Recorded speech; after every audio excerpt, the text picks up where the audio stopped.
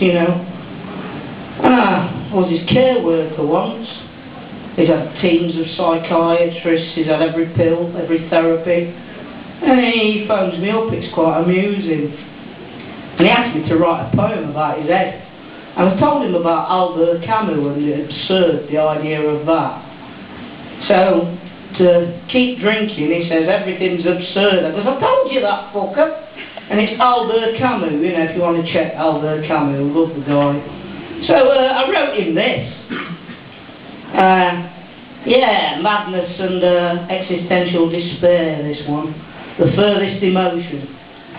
When he's near the feeling of the furthest emotion, there's feelings, then thoughts of a wanting to run, to hide. Only there's nowhere to run to, and there's nowhere to hide, as all past exits have long since been closed down. Thoughts and feelings so close yet so distant from an actual suicide. A mindless drifting, like sweet serenity, invisible bolts closing invisible doors.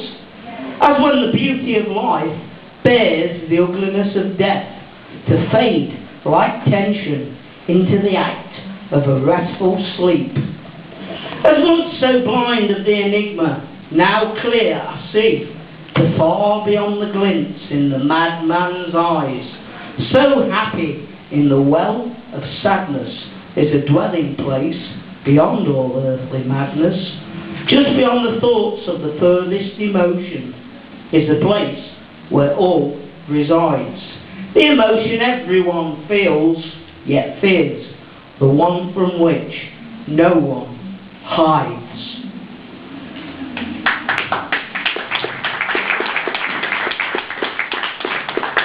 Right, in May 1977, yeah, May it was, I was a punk rocker. And that went on for 18 months. And, yeah, I was young, a bit precocious, you know. And that's true.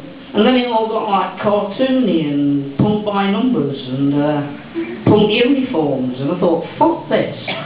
And I got into rockabilly in a big way, and I stuck with it, and I ran with it for the next few decades. Anyway, I used to like a band called The Adverts, mainly. And I loved The Adverts, and they were so fucking good, but underrated. And Cast of Thousands is better than London Calling, really. But it got panned by the critics, it was too clever for half the punks. Nobody bought it, but I did. And I know this guy in a way called Tim Smith, and he sings for the Adverts, or did. This little baby is a tribute to my Tim. It's called Not In My Name. Why should I have to show my ID? There's no consensus, and I just don't agree with what they're undertaking in my name. I'm appalled and I'm ashamed. Why should I have to show my ID? To be enrolled in this community, where all my role models are on the take, and the real thing is just a fake. Well, all my heroes died while they were still alive, confused, they're compromised, their values undermined. They were led down to the hole where the blood money flows. Why should I have to show my ID? Someone somewhere's got a file on me. Someone somewhere's got a file on you, because anyone will do. Yeah, the world is ruled, Jonesy, by cheats, a gang of fucking thieves, whose lies and double speak spread faster than disease, and your pursuit of peace will mark you as a freak, a victim and a bore, while the wealth in their pockets will soar. As weapons sales will peak, aimed only of course at the weak, those already on their knees just know how the bullets exit holes. And this is where your blood money taxes go. But never again, not in my name. Never again, not in my name. Never again, not in my name. Yeah, bad guys come first, the third world last. Starves or dies of AIDS in the modern day crusades. The Wild West will win, defeat the Indians, drive the devils to the door with the homeless and the poor. And when there's nothing left to bomb, no one left to beat. They will train their crossfires on the unseen enemy, the ever-present threat that just hasn't happened yet, and probably never will. Yet they still move in for the kill. But the night sights won't have a show, if you're friend or if you're foe. But them lot think they're so much better than the junkies in Normington, 'cause they think they're guaranteed a place where they will build the master race, where the world will be all pure. But hey, we've all heard that fucker before. They're interested in holes where the blood money flows. Never again, not in my name. Never again, not in my name. Never again, not in my name. Oh, why should I have to show my fucking ID? Thanks.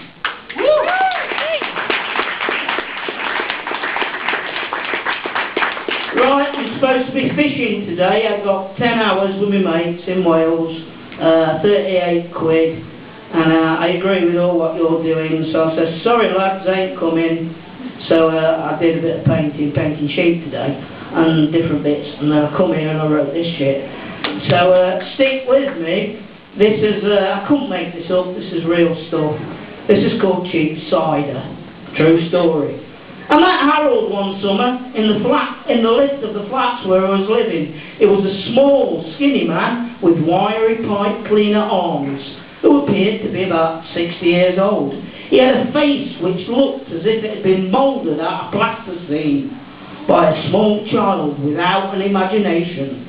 I felt sorry for him almost immediately, as he'd requested the 15th floor, but then had attempted to get out on the 5th. Anyhow, in the lift, we got talking, and he mentioned that as it was the weekend, all the chemists were closed. And what with it being a bank holiday week, he was going to have to wait until the Tuesday morning to collect his Librium pills. It looked and sounded to be in a bad way, and his dilemma touched me. So as the lift approached the floor on which I lived, I asked him if he'd like to come into my place for a chat and a drink. He agreed. Once inside the flat, I poured him a large vodka, which he downed in one. Then whilst fixing him up another, he began to tell me about various aspects of his life. How since the death of his mother, he'd lived alone, and how he'd always been a nervous sort, even when he had a job working in a sawmill.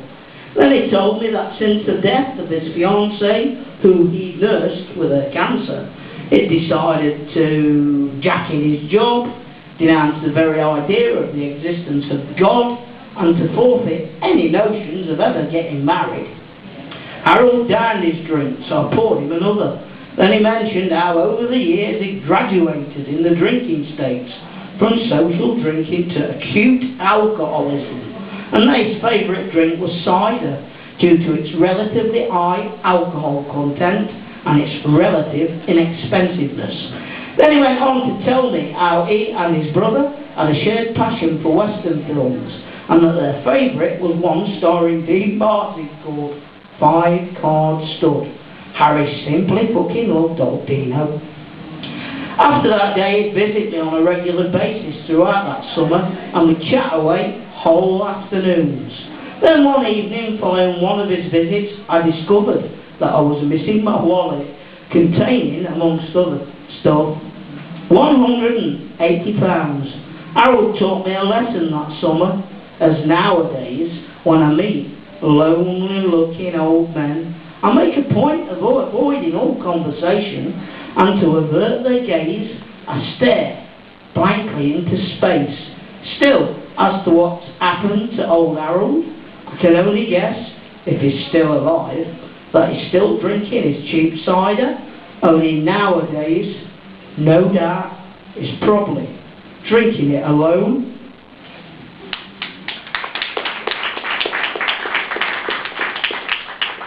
This is full on real situation, real person, nothing's been made up. Just bear with it. It's called OK Let's Draw. It's all true. He played it on the film Gunfight at the OK Corral when I first saw him there dressed up like Wyatt Earp.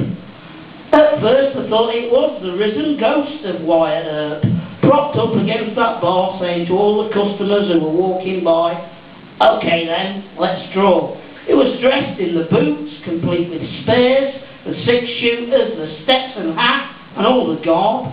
He almost had me fooled for a moment. He certainly had the rest of that barroom baffled. But no, I knew him. It was sensible Colin. Well, to me, it always appeared to be sensible. I've never, ever seen him holding a cigarette in his hand, never mind a drink. He'd always been quiet, thoughtful, polite, humble, laconic even. Basically, I've known him for years, but evidently not well enough. The rest of that barroom was scared of him, especially when he began shouting out, "Call me Doc, my name is Holiday, and I'm only here to cure all your ills." The other people just looked at him, scared shitless of this lonesome ranger. I just walked over to him and I said, "All right, mate, all right, Colin, what's the problem?" Then after almost 2 hours of him wanting to take me out into the street for the final showdown, eventually I talked him down, I calmed him down. Then in an abstract manner, he told me the truth. He'd come home from work 2 days previously to find his wife in bed with a younger, more handsome man, and he'd just snapped and gone over the edge. Apparently, before his marriage, Colin had been some drinker, yet for the past 10 years he'd been completely sober. In his youth, his favourite film had been the 1957 version of Gunfight at the OK Corral. And when he saw old Doc Holiday, the consumptive alcoholic doctor within the film that I'd been watching on television that day, drinking a bottle of whiskey on the screen, he just cracked. He'd just gone bonkers basket case crazy. He told me that not only could he see the bottle in his own hand, he could actually taste it. That film had brought it all back to him, and his wife had blown him out. So now, he was back in the saddle, the poor fucker, after being all those years on the wagon.